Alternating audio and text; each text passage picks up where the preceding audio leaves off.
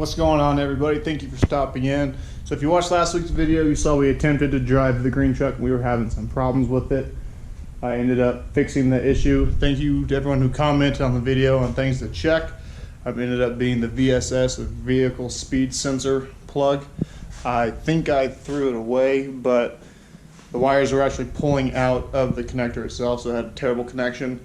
I ended up getting a new plug put in, and it runs perfect now. And we also did something else to it, so I'm going to get the keys for it and pop the hood, and I'll show you guys what we did. Alright, so we actually filmed a little bit out of order. I'm going to show you a clip how I got this off. I took the fan clutch off, so you can kind of see what I got going on.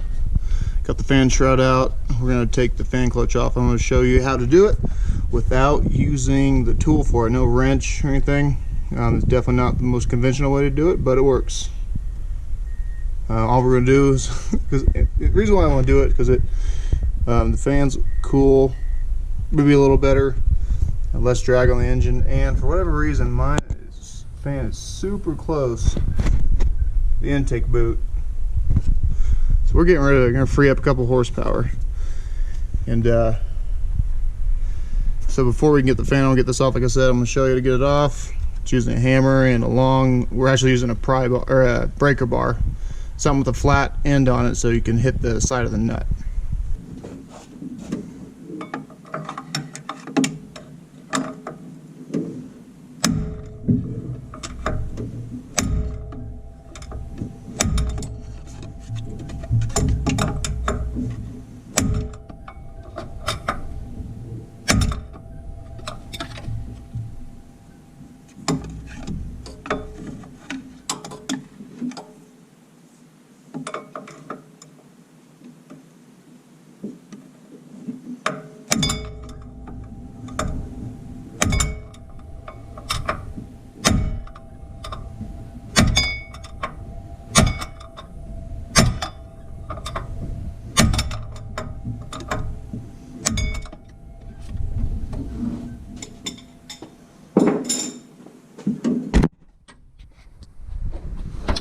Just like that. So you're not hitting straight down. You can see the mark on the nut down there.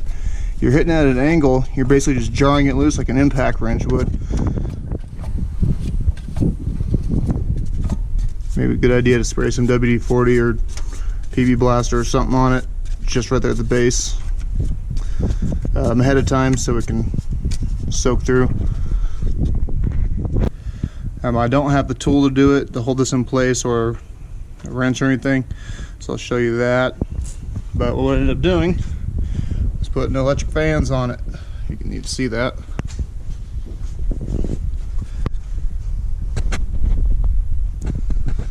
These are off of a 2010 F-150.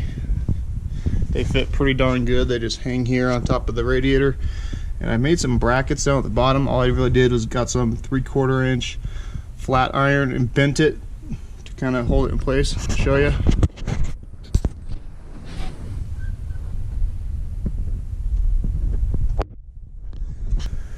So I haven't mounted up the harness for this just yet.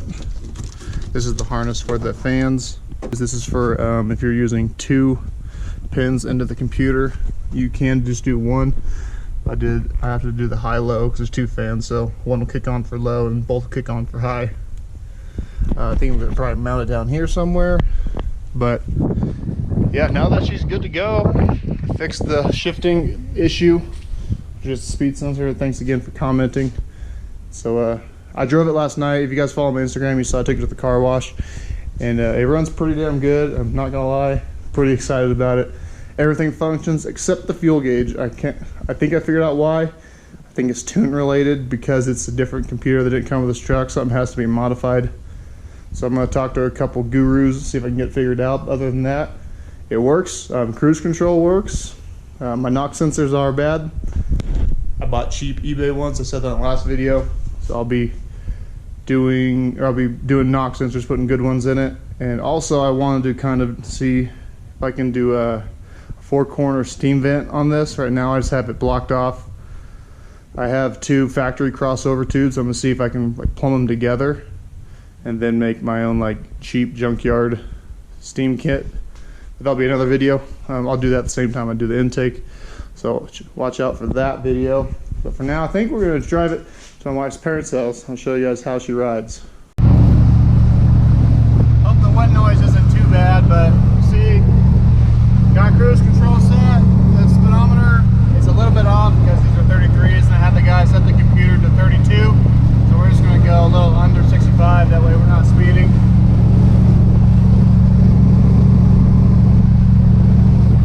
Oil pressure does seem high. I think it's off. I'm going to put a manual pressure gauge on it, excuse me, and see what it actually reads at idle, and that way I can move the gauge to where it needs to be. I feel like it's a little bit off.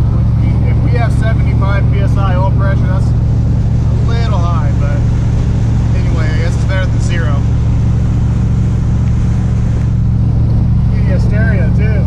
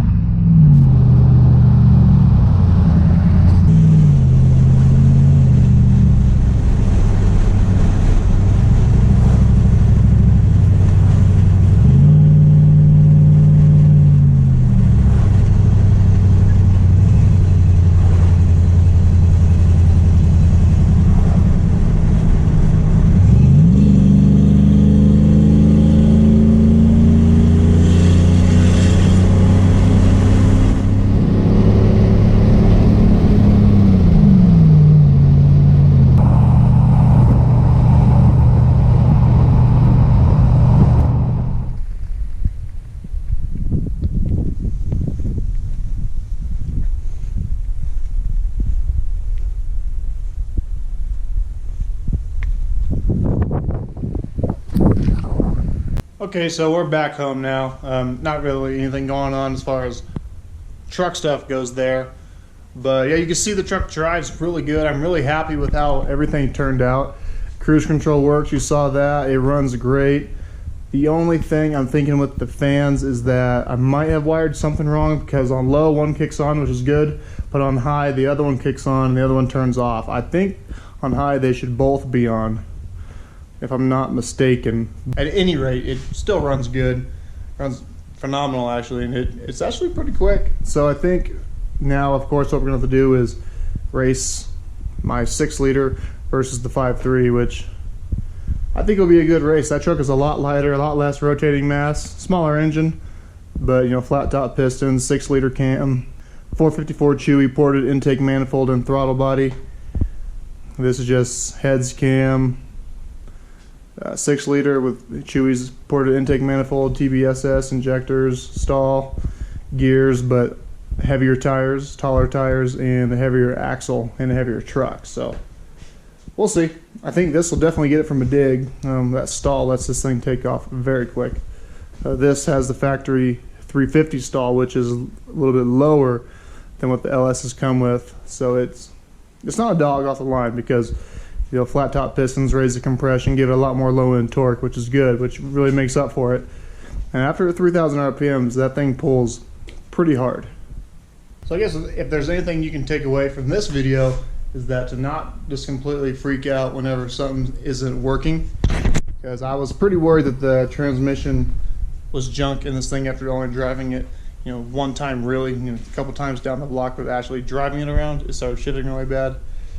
But it turned out it was just the sensor. I couldn't find it, but like I said earlier, the wires were touching each other and they were bare. Maybe they were pulling out, I don't know. But anyway, I pulled one off of the Yukon, actually, because we're not going to need it. The new harness comes with one, so you don't need the old one. But so it's on there, it's all good. We just kind of got to work out the bugs. Like, we want to get tires on it. It needs new side mirrors. Both of them are broke. Needs a stereo. I'm redoing the steering, like I said. I finally got the tool to do the lower ball joints, so I'll just do it all in one day. I'm going to do inner outer tie rods, sleeves, Pitman either arm bracket. You know, the whole deal. I want to put smaller tires on it. Those are 33s. I would like to do 32s. I had a 90 in high school at 32s, and it looked really good. And a little bit less weight, a little bit less diameter, so it should pick up pretty good. And they're not quite as wide, so they don't really rub when you turn. These don't really rub unless you hit a bump, but it's stuffed. I mean, it is kind of cool, you know, the old 88 through 98s OBSs that you could fit 33s pretty much stock. You can't really do it with these. You can, but it takes a lot more than it does on that thing. All I did on that truck was turned up the torsion bars. This you gotta cut a little bit. But having this truck and actually driving it really takes me back. I mean, my first two trucks I had was a 90 to 92, and I love these trucks. I love both of those trucks. I would like to get another one. And the Yukon, same thing. It's a 99, but you know, the OBS style. But it's just something about these trucks that they have a special place in my heart, I guess. And when I had one, it's funny because when I had my 92, I looked into doing LS swaps, and at the time when I was in high school, it wasn't really a thing yet. So I thought about putting a 5.3 in it. I thought that would be awesome because I love the 92 and I love the engine in that, but you know, oh well. Here we are now. If I would have kept that truck, which I wish I would have, it would definitely have a 6-liter in it. But like I said, you know, that's the way it goes. Now we know how to do it. So we got that truck done. Get everything ironed out. Probably sell it in a couple months. So if you are someone that is interested in that truck, you know, hit me up. Or, you know, it's not for sale now, but it will be for sale in the nearest future, probably this year.